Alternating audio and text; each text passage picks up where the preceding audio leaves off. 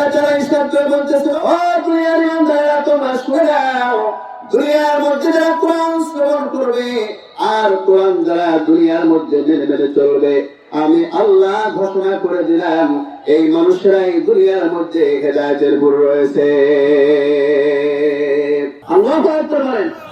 আমার মুসলমান ভাইরা আমার, নবীজি সাহাবী বলতেছেন, ইয়া রাসূলুল্লাহ, আমার পয়গম্বর, আমি যদি শব্দেও জানতাম গো নবী,